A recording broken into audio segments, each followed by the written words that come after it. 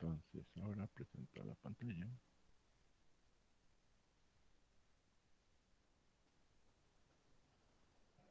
Y bueno, primero me voy a este otro programa. Y el modelo cognitivo, bueno, el modelo cognitivo, su desarrollo fuerte lo tiene por ahí entre 1940 y 1960. Tiene como antecesores a, a muchos investigadores de fisiología, ¿no? Tiene de ancestros a Pavlov, tiene a Skinner, tiene a Watson, tiene a Jacobson, a Thorndike, a Titchener. Todos estos autores, según yo, ya los has revisado, al menos en parte, por ahí en las materias de segundo, en la de fundamentos filosóficos y en la otra de teorías y sistemas clásicos. Entonces, retomando, ¿no? Algunas de las ideas que nos propone esos autores tienen que ver con que los seres humanos creamos ciertos tipos de asociaciones, ¿verdad? El proceso de asociación entre una idea y otra idea eh, puede quedar condicionado. Ay, ay, ay. Eh, en ese sentido, la mayoría de estos autores propone que el tipo de asociaciones que realizamos va a generar aprendizaje y desde el aprendizaje pues puede modificar la identidad del sujeto y se puede modificar también eh, el tipo de conducta del sujeto. En ese sentido, lo que ellos van a pretender en muchos momentos es como tratar de describir cuáles son los mecanismos que permiten que una persona construya alguna forma de personalidad y cuáles son los mecanismos también que permiten que se modifique la conducta. Una de las definiciones clásicas de conductismo tiene que ver con que la psicología es una ciencia que estudia la conducta y los procesos mentales, así como muy tal cual. Entonces, como es el lado cognitivo y los conductistas en general están muy apegados del lado de la ciencia, van a descartar mucho toda la parte de los procesos que otros autores proponen como la introspección, el desarrollo de la subjetividad, eh, procesos así como más personalizados, que no son medibles, que no se pueden cuantificar de forma fácil, ellos los van a desacreditar. Eh, Eso tiene que ver simplemente como que no son demostrables, ¿verdad? Entonces, como no puedo demostrar la existencia de fantasías o no puedo demostrar el efecto de las fantasías en los sujetos, entonces no es algo que yo vaya a medir desde el modelo cognitivo, ¿no? No puedo demostrar la existencia del inconsciente, entonces tampoco es algo que pueda medir y por lo tanto pues no lo vamos a retomar desde el punto de vista cognitivo, ¿no? Em,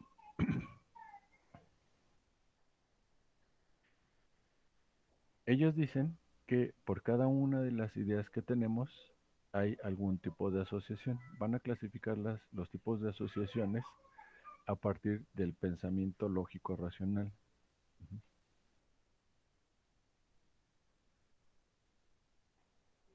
El pensamiento lógico racional nos dice que cuando tenemos dos objetos, hacemos un proceso de comparación entre los objetos. La forma más clásica de entendimiento y más sencilla, que es la que va a derivar en procesos de conocimiento científico, es donde el proceso uno es completamente igual al proceso 2 o es consecuente por completo al segundo proceso. Ajá. Otra forma de asociación ocurre por aquí este dibujito que voy a poner, que es una doble, como un doble gusanito, como el de las señas. Es un tipo de asociación que ocurre por semejanza. Ujú. Entonces, sonidos semejantes se asocian entre sí. Eh, palabras que se escriben más o menos semejantes se asocian entre sí, ¿no? El rostro de las personas, por lo regular las reconocemos y pareciera que son las mismas, aunque en realidad si las estudiamos al detalle, pues sí tienen variaciones, ¿no? Cambió un poco a la coloración de la piel, o tal vez le creció un poquito la barba, le creció un poquito el cabello, cambió un poco la magnitud de la apertura de los ojos, pero por lo regular los identificamos como que es la misma persona, ¿no? Es un tipo de asociación que produce un tipo de pensamiento que se conoce como generalización. El tipo de pensamiento perdón, bueno, me voy más para arriba. Hay otro tipo de asociación que realizamos los seres humanos que tiene que ver con que asociamos los elementos que son completamente diferentes. Ese signo igual con una tachita así inclinada por encima, significa diferente, ¿no? Diferente de. Y entonces asociamos, por ejemplo, el azul, lo asociamos con el rojo por la diferencia. Ajá. A la persona que amamos mucho la asociamos con la que odiamos mucho por la diferencia, ¿no? Eh, al que a los hombres los asociamos con las mujeres por la diferencia, ¿no? Entonces, ese es otro tipo de regla de asociación. Eh, Hay otro tipo de sistema de asociación que tiene que ver con la creación de categorías.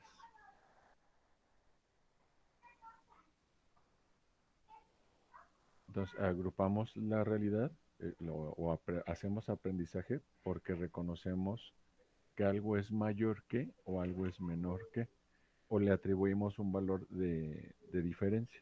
Ujú. Yo te planteo, por ejemplo, ¿qué es más importante? Eh, ¿El amor o la verdad? Entonces, lo que va a hacer tu mente es intentar crear una comparación, cuál es más importante que el otro. Y van a quedar asociadas esas dos ideas, ¿no? Si te dijera, ¿cuál es más importante, la fidelidad o la sinceridad? ¿Qué es más importante, decirle al otro la verdad o ser fiel al otro?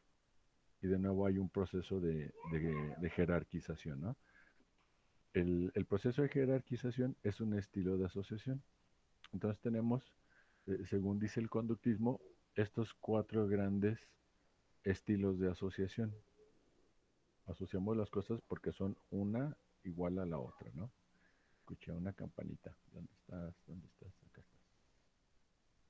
La campanita dice, ¿es un lenguaje o se puede usar como un lenguaje? Esos dibujitos que estoy poniendo son parte del lenguaje de la lógica. Ajá.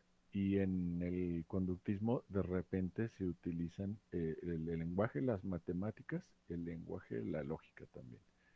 Ajá.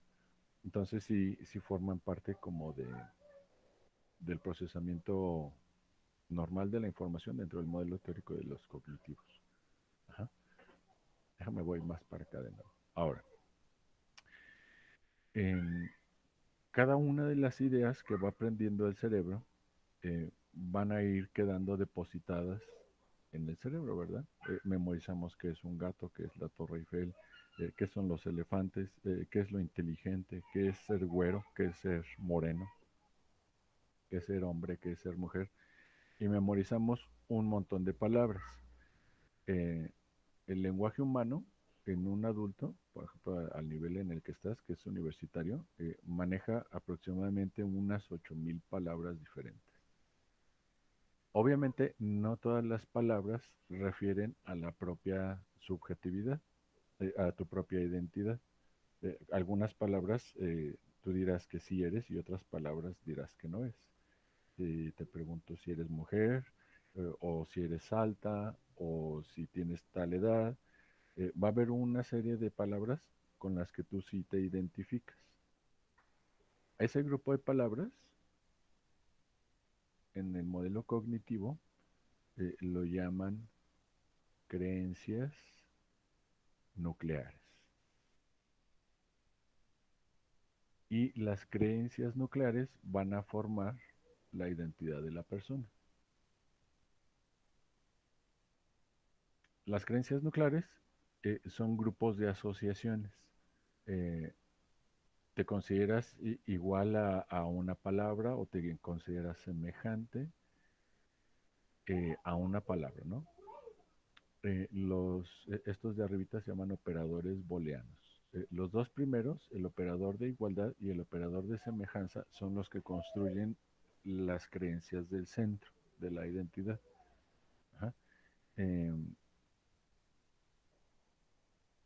Cuando nos vestimos a la moda, por ejemplo, tenemos la pretensión de ser más o menos parecidos a cierto personaje que admiramos, ¿no? Eh, Cuando leemos a algún autor y empezamos a referirlo, a explicarle el mundo desde sus palabras, hacemos un proceso de semejanza. En ese sentido, los fenómenos como es la moda o la identificación con un autor o el gusto por un personaje de televisión o una novela, el gusto por ciertas costumbres familiares, etcétera, van a crear un proceso de identificación de igualdad o de semejanza. Mi papá dice que era científico y yo digo que soy científico, ¿no? Mi mamá dice que es católica y yo digo que soy católico. Hago igualdad, ¿no? O hago semejanza. Aquí en la cuadra todos festejamos la Navidad haciendo fiestas y cerramos la calle con los coches. Y yo hago cosas parecidas, ¿no? Pongo por ahí mi coche o pongo por ahí un brincolín o algo y bloqueo la calle también. A ese proceso se le conoce como proceso de identificación y es el que crea la personalidad del sujeto. Identificación. Los otros dos operadores, el operador de mayor o menor, que crea las categorías, y el operador de diferencia, los vamos a aplicar con respecto a todas las otras palabras que sí conocemos, pero que pensamos que no somos. Ajá. Si yo te digo, ¿eres un elefante? Me vas a decir que no. Y si te dijera, es que tú eres una, no sé, una pelota, eres una manguera, me vas a decir que no. Sin embargo, son palabras que conoces. Ajá. En ese sentido, forman parte de la totalidad de tu conocimiento, pero no están asociadas a tu identidad. ¿Mm? Aquí nos vamos a topar con un dato bastante interesante, ¿no? Se supone que dependiendo, perdón, déjame antes de avanzar hacia allá. A estas otras palabras las llaman creencias secundarias. Creencias secundarias. Ujú. Creemos que existe la Torre Eiffel, no porque nos hayamos subido en ella, sino porque alguien más nos dijo o salió en unas películas o leímos acerca de ella, qué sé yo, pero no tenemos una vivencia directa, ¿no? Las creencias nucleares estar asociadas a vivencias directas y las creencias secundarias son conocimientos de los cuales no tenemos una experiencia real material, ¿no? Nos dicen que existe la luna, la podemos ver, nos dicen que está hecha de tierra, pero ninguno de nosotros hemos agarrado la tierra de la luna, ¿verdad? En ese sentido es una creencia que a lo mejor representa de forma muy certera la realidad, pero que no forma parte de la propia identidad. ¿Mm? Ahora, se supone, ahora sí, que a partir del medio cultural en el que uno vive,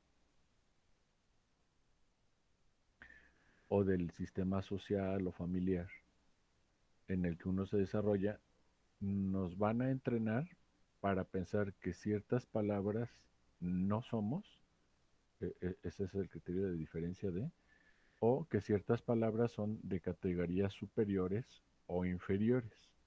Ajá.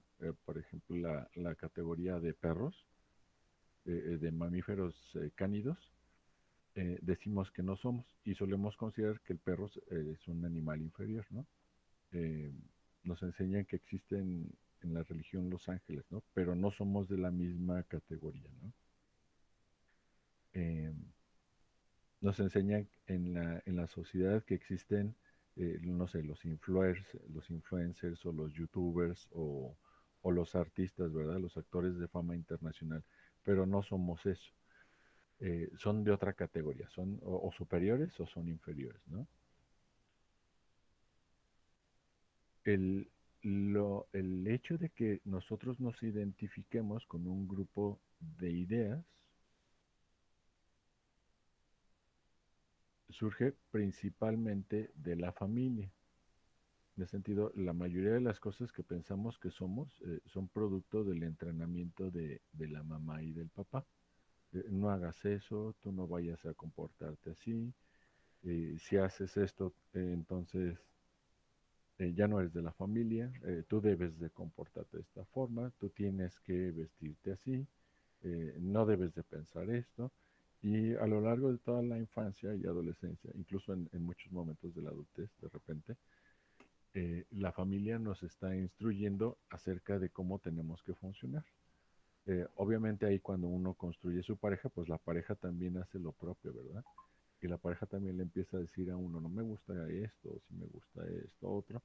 Y entonces vamos a generando un proceso de asociación de ideas en las cuales algunos de los componentes que normalmente estaban afuera los vamos a ir asimilando y otros componentes que eran parte de nosotros mismos los vamos a ir expulsando de la zona nuclear.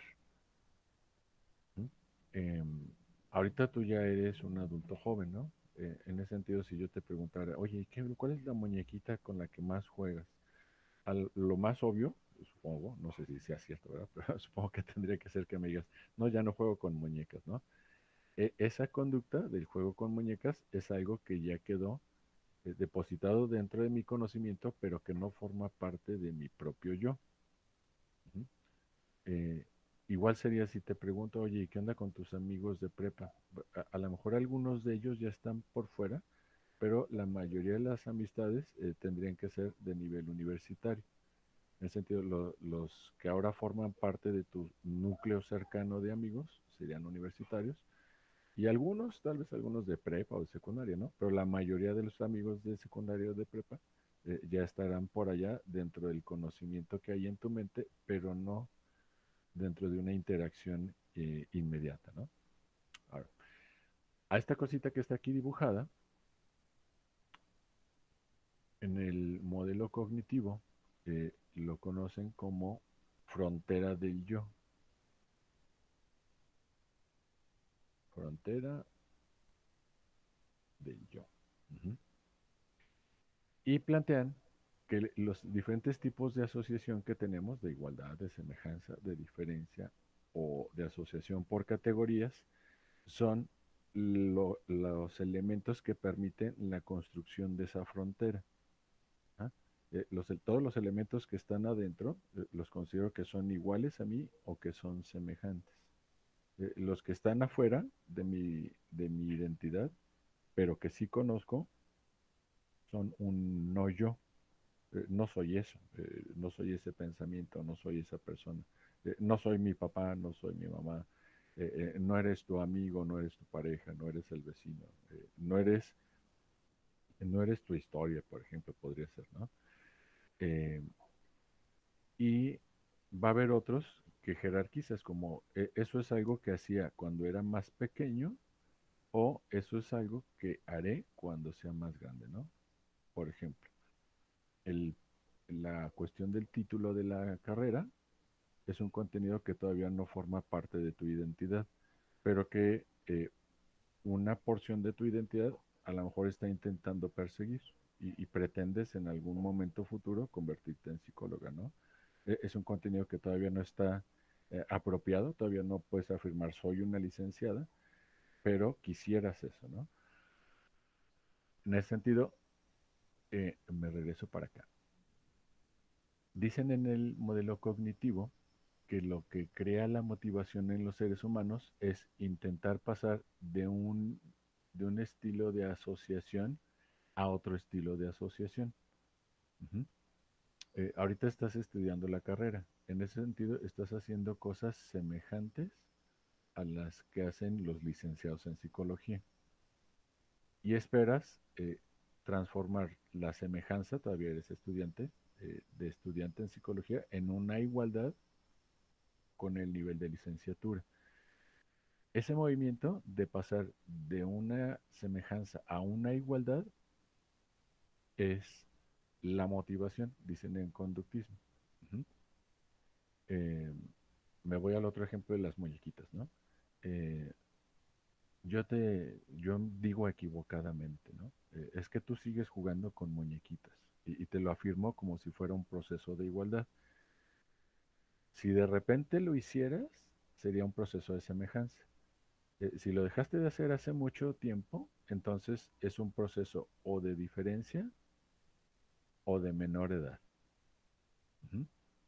En ese sentido, podría anunciar la pérdida de la igualdad con el proceso de identificación produce falta de motivación y al revés, el intento de igualarse a un proceso produce un incremento en la motivación, ¿no? Entonces, en el modelo cognitivo nos van a plantear que tenemos dos rutas para producir esos aumentos de motivación o reducciones en la motivación. Una persona que está haciendo igual a un proceso, podemos hacer que sea menos igual. Por ejemplo, una mamá o un papá que es igual a un golpeador o que se identifica con que es un golpeador, a lo mejor tendríamos que cambiarlo a que se desidentifique, sea diferente de un golpeador, ¿no? En conductismo dicen que para hacer eso necesitamos crearle un sistema de refuerzos. Y los refuerzos los van a dividir en dos grandes categorías. ¿Ah? El refuerzo positivo, que es añadirle algo a la persona, es sumarle. No tiene que ver con que sea bonita o agradable, sino es más bien añadirle algo. Añadirle algo puede ser darle algo que le gusta, pero también puede ser añadirle algo que no le gusta. Las famosas nalgadas son un refuerzo positivo, ¿no? Es algo que no tenía el organismo del infante y de repente cuando recibe la nalgada tiene un estímulo adicional, ¿no? Eh, no tenía permiso de ver las caricaturas y luego le dan permiso de ver caricaturas. Entonces, esa nueva estimulación, eso que se le sumó al organismo, es un refuerzo positivo. Del otro lado está el refuerzo negativo. El refuerzo negativo es restarle algo que ya tenía el organismo, ¿no?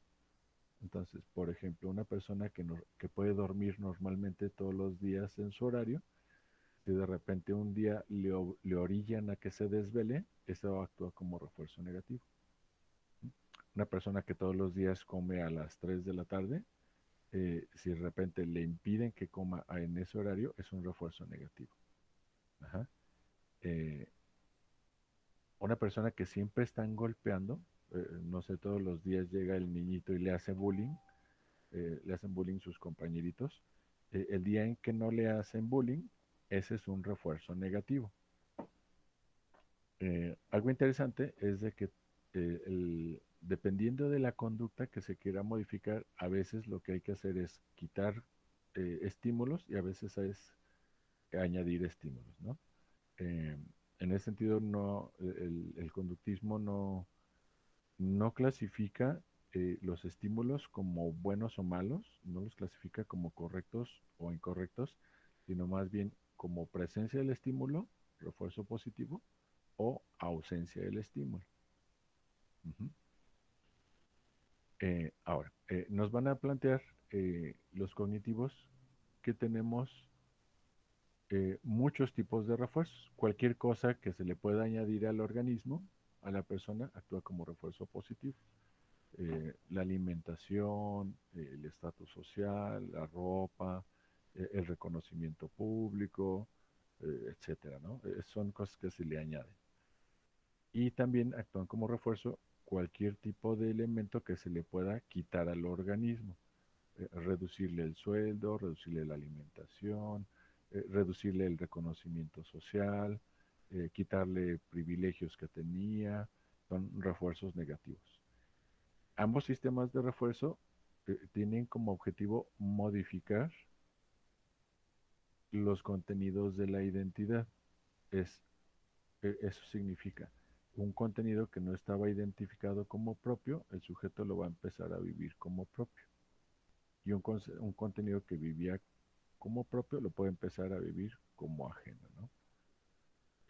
Por ejemplo, de nuevo, la persona está identificada con que siente miedo a los ratones y ese es un proceso en el cual el sujeto se considera igual a, yo soy eso, yo soy el que siente miedo a los ratones, ¿no? En la terapia, el objetivo podría ser que deje de identificarse, deje de igualarse con la idea de que tiene miedo a los ratones. Tiene que hacerse semejante, pero mucho más idealmente hacerse diferente, ¿no? Ya no soy el que siente miedo de los ratones. Eso es crear una diferencia con respecto al contenido de la psique. Ujú. Em, entonces, los refuerzos van a estar aplicados ahora en dos direcciones. Pueden estar aplicados directamente sobre el organismo o pueden estar aplicados en el contexto. Ujú. Em, por ejemplo, yo voy a agarrar de ejemplo a mi niño pequeño, ¿no? A mi niño pequeño de 6 años le digo, si acabas la tarea, entonces te vas a ganar esta paleta. Y voy y se la pongo visible, dejo que la vea, que dejo que se le antoje, y después la pongo en otro lugar que puede alcanzar, pero que no está inmediatamente en sus ojos, ¿no? Señale, en cuanto acabes la tarea, te ganas tu paleta. En ese sentido, el refuerzo no está aplicado directamente sobre el organismo, sino que está aplicado en el contexto inmediato. Es un evento externo. Ujú. Em, me regreso de nuevo con mi hijo, ¿no? Acaba su tarea y yo me acerco y sobre su organismo, sobre su piel, sobre su hombro, su espalda, le doy una palmada, le doy un abrazo, un ligero apretón de hombro y le digo, muy bien, me gusta que acabaste tu tarea. Entonces le estoy dando un refuerzo al organismo. Ujú. Ambos en este caso son refuerzos positivos. Ajá. Eh, el conductismo dice que tendríamos que colocar el sistema de refuerzo, ya sea en el exterior del organismo, si es que lo que queremos hacer es que un elemento de identificación se vaya hacia afuera del organismo, o tendríamos que depositar la estimulación directamente sobre el organismo para que el contenido sea propio. ¿Mm? Y el organismo sufra de identificación con ese contenido. ¿Mm? Entonces, cuando se quiere modificar la conducta del cuerpo, o sea, que el niño, el adulto, modifique su forma de mover su cuerpo, su forma de manejar sus músculos, cómo dirige sus ojos, cómo habla, cómo maneja sus órganos.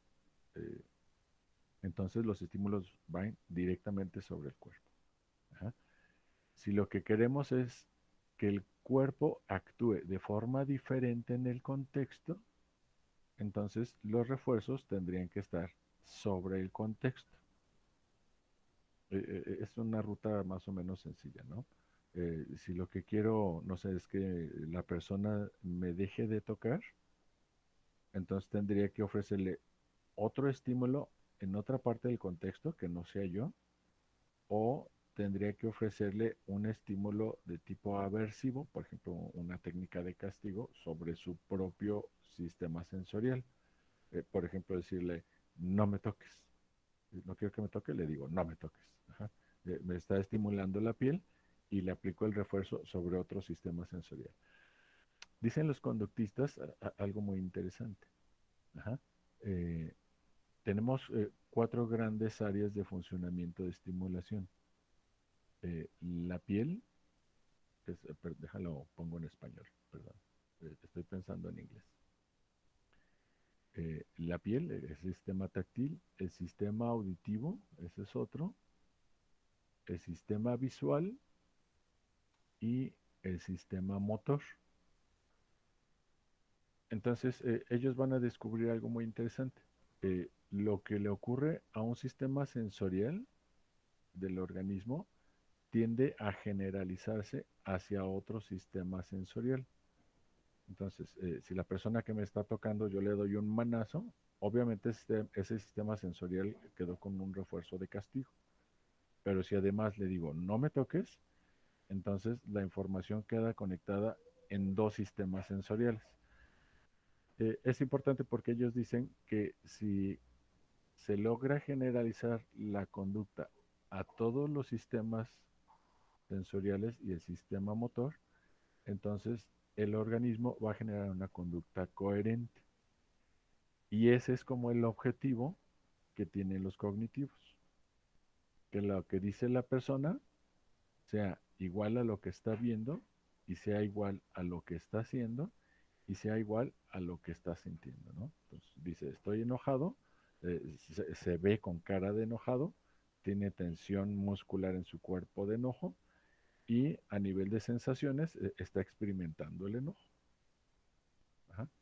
Si dice que se siente alegre, pues sería el correspondiente, ¿no? Tiene un rostro de alegría, su sistema motor está con movimientos gráciles, joviales, ajá, y las sensaciones que le están ocurriendo en las vísceras, en el pecho, en las piernas, en los brazos, etcétera, son sensaciones de alegría, ¿no? Eh, Esto nos va a plantear una situación bastante avanzada respecto al tipo de procesamiento que hacen los cognitivos, ¿no? Se puede, desde su perspectiva, estimular solamente uno de los sistemas sensoriales para modificar los otros sistemas sensoriales. Ajá. Se puede estimular un sistema sensorial para que la información quede depositada sobre el propio cuerpo o para que sea percibida en el contexto. Y todo es como a través de sistemas de refuerzo. Ajá. Ahora, déjame voy. Esta es como una mitad de la teoría. Aquí lo tengo en inglés, pero ahorita lo voy traduciendo, ¿verdad? Dicen que lo que tenemos que hacer para hacer la modificación es seguir esta ruta. Esta ruta la mencionan como ABCDE. Ujú. Eh, las voy traduciendo, ¿sí? La A es el evento activador. Pues, normalmente la persona cuando reacciona enojada tiene que ver con que hay un estímulo que está desencadenando su enojo. La persona cuando está triste tiene un estímulo en su cuerpo o en el exterior que desencadena su tristeza. Entonces, la primera fase consiste en identificar cuál es el sistema sensorial que está siendo estimulado para desencadenar la respuesta. Ese es el evento activador o la situación activadora. Evento activador cuando está en su propio cuerpo y situación activadora cuando se refiere al contexto, ¿no? Eh, Aquí dice que el evento en el cliente activa algo que se conoce como triggers o gatillos para generar respuestas como no deseadas. Ujú. Entonces, cuando nos enojamos tiene que ver con que vimos algo, me regreso al otro mapita, ¿no? Vimos algo, escuchamos algo, sentimos algo o una parte de nuestro cuerpo está recibiendo una estimulación. La estimulación tiene un proceso de igualdad con el enojo. Ajá. El proceso de igualdad, dicen los cognitivos conductuales, surge por la B. La B significa creencias, beliefs. Ajá. Y son creencias o pensamientos que las personas tenemos con respecto a los tipos de estimulación. Ujú. Por ejemplo, no sé, llego al salón y veo a alguien que trae toda la cara fea mientras me voltea a ver.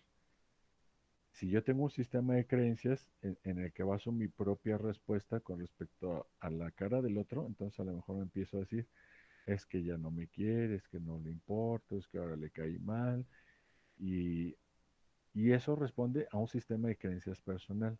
Yo creo que la gente, cuando me mira de esa forma, significa tal cosa.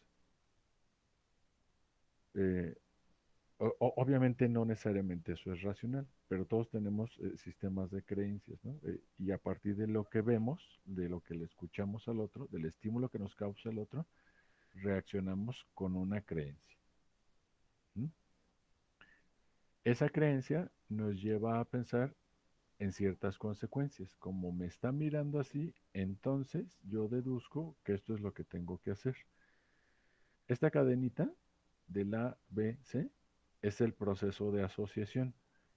En la B de este mapita están los dibujitos que te puse en el otro esquema de igualdad, semejanza, diferencia o de jerarquización. Entonces, el sistema de creencias nos dice, esta cara es igual a enojo, o esa cara es semejante a enojo, esa cara es diferente de enojo, esa cara es mayor que el enojo o menor que el enojo. ¿Ah? Y lo que hacemos es clasificar. Entonces, el modelo cognitivo dice que lo que tenemos que hacer es la D. Aquí en inglés es disputar, en español es como debatir. ¿Eh? No es tan común decir que vamos a disputar. Es más común en español decir que vamos a debatir. Y lo que vamos a debatir es la creencia con respecto a la estimulación. Entonces, es como preguntarle al cliente, ¿y por qué dices, por qué crees que esa cara significa tal cosa, ¿no? Obviamente, primero tuvimos que averiguar la creencia.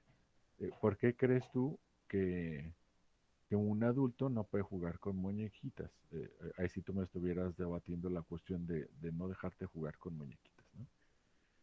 Eh, ¿Por qué creo yo que una mujer en edad universitaria sigue jugando con muñequitas? Ese es el debate, ¿no? El debate es tratar de encontrar la razón en el sistema de creencias que se le está atribuyendo a la estimulación. ¿Ah? Es que como escuché esto, significa tal cosa. Entonces, el debate es cuestionar eso precisamente, ¿no?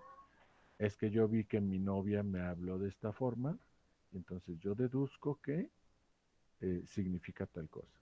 Es que yo vi que mi papá me miró, me trató, se movió, alzó la voz, y entonces yo significo, yo tengo la creencia de que ese grito, esa alzada de voz de papá, significa esta otra cosa. Y por lo tanto tiene estas consecuencias.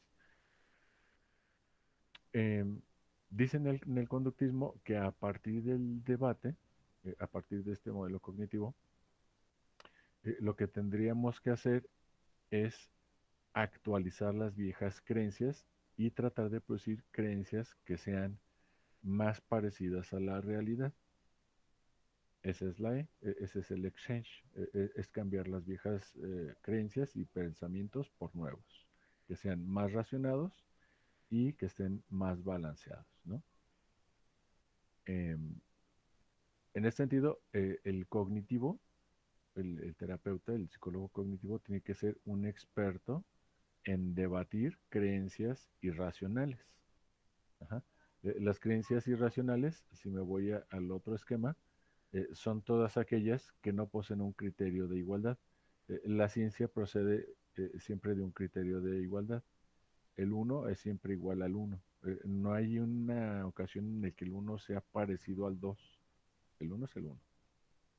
Desde luego, eh, el uno no puede ser diferente del uno mismo, ¿no? Y el uno no es mayor ni es menor que el uno. El uno siempre es igual al uno. Eso es lo que dice la ciencia, ¿no? Eh, si lo aplico a situaciones, por ejemplo, el modelo cognitivo podría ser que le resulte así medio estragoso a una persona que está pretendiendo cambiar de género, ¿no?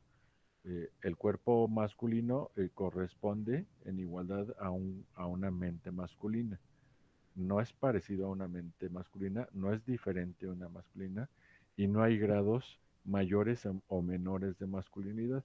Todos los hombres nacen hombres y son simplemente hombres. Un hombre es solo un hombre, ¿no? Eso dicen por ahí los de Soda Stereo en una de las canciones. Yo soy solamente un hombre, no soy nada más. Uh -huh. En ese sentido, el modelo cognitivo hace que la persona adopte una postura racional ante la existencia.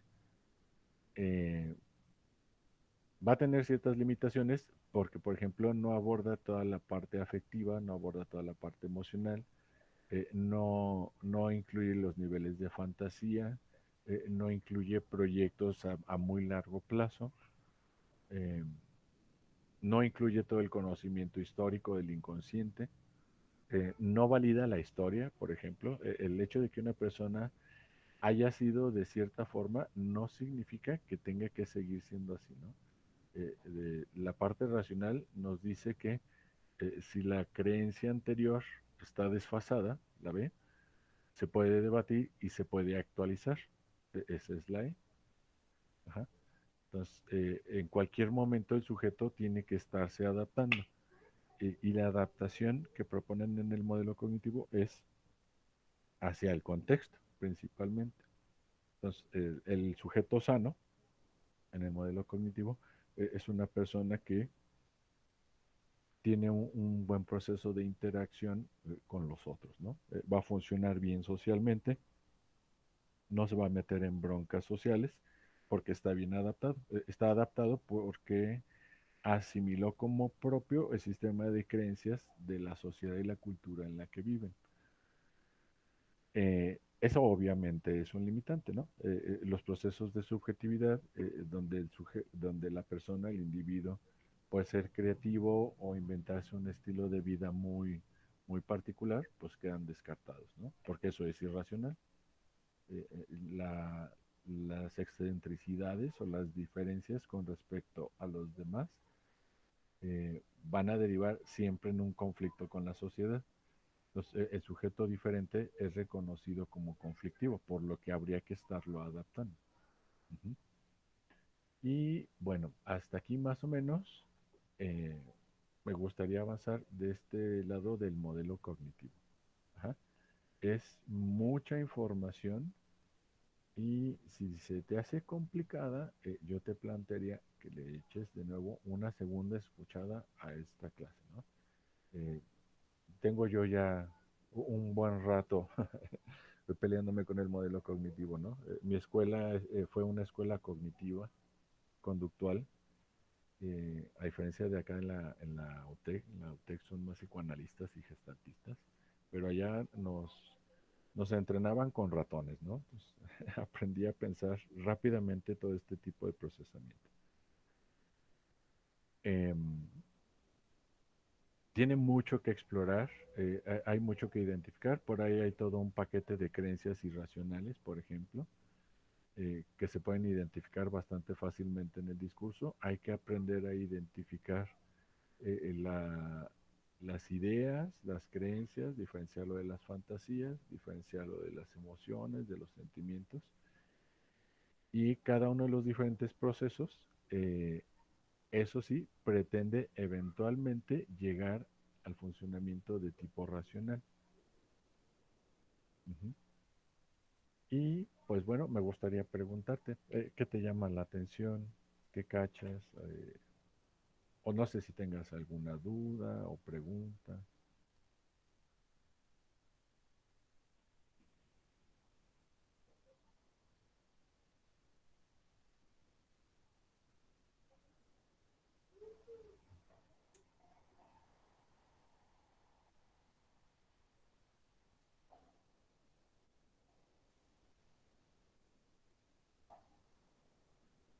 Si no hay dudas o preguntas, entonces vamos a concluir este tema por el día de hoy.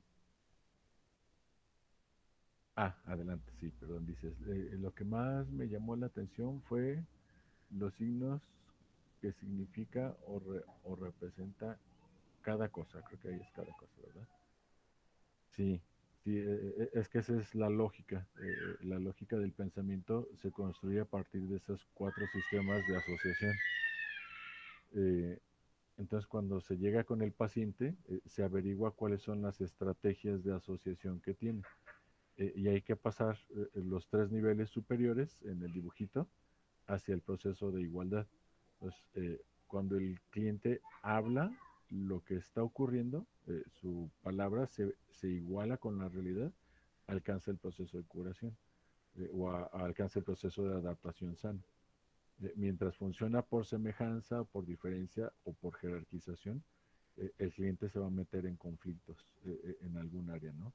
Entonces, alcanzar el proceso de igualdad con respecto a la razón o respecto a la verdad es lo que le va a garantizar un sano funcionamiento. ¿Mm? Es lento de aprender y requiere de un entrenamiento en dos grandes habilidades. Una es la oratoria, que tiene que ver con aprender a hablar de formas específicas para poder convencer al cliente de que lo que dice el terapeuta es lo racional. Obviamente el terapeuta tiene que ser racional, ¿verdad?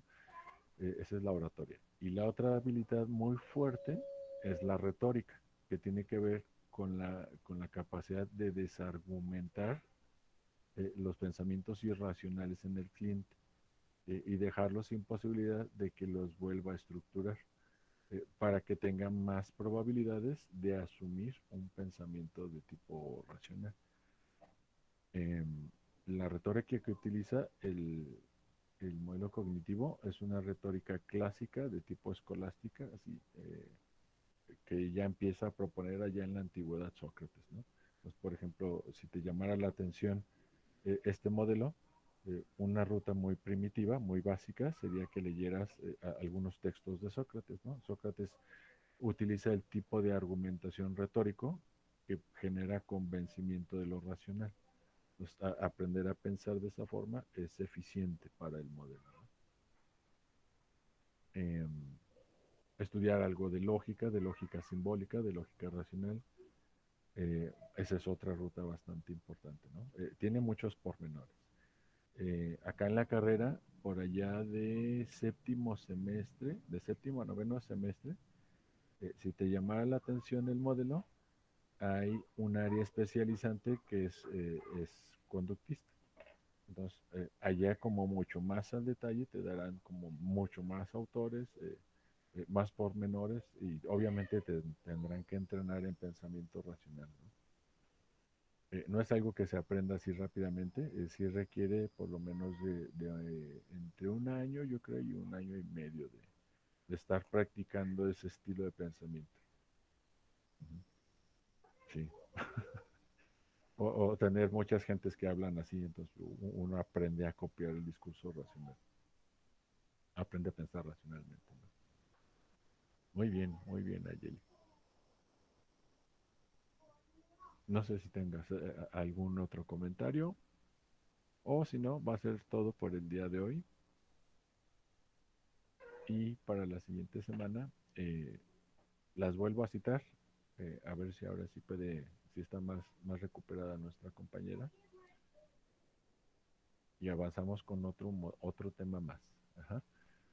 Em, para, déjame te aviso algo. Para el segundo examen, para el segundo corte de CIAF, puedes llegar hasta la sesión número 9 o la sesión número 8. ¿Ah? Entonces, si quieres, puedes incluir los datos de esta sesión, perdón, de la sesión pasada, y a partir de esta sesión ya es para el tercer corte de cierre. Entonces, yo supongo que si más o menos han avanzado a ritmo, deben de haber logrado completar todas sus actividades, ¿no? En- sería completar la sesión número 8 y la 9 antes del día 28, antes del día 28 de este mes, entonces hasta el jueves para Profe, completar. Dime, dejó una tarea el sábado, ¿verdad? ¿el sábado? El Sí. sábado no doy clases. No, pero me aparece una como el sábado y la verdad no la Ah, entregué. para entregar el sábado. Sí.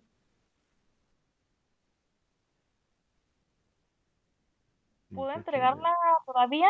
Es que lo que pasa Sí, es que no tengo computadora y ahorita estoy trabajando en el ciber. sí, sí, está bien, la puedes entregar Gracias.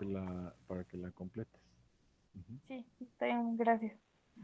Y yo creo que le subo calificaciones por ahí del viernes en la tarde.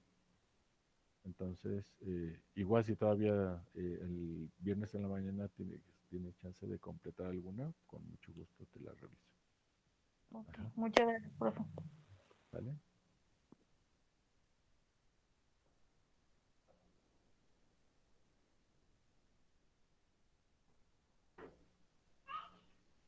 Ok. Y pues nos vemos la próxima semana, ¿te parece? Sí, profe, está bien. Ok. Pasa bonita tarde, Nayeli. Cuídate mucho. Gracias, igualmente.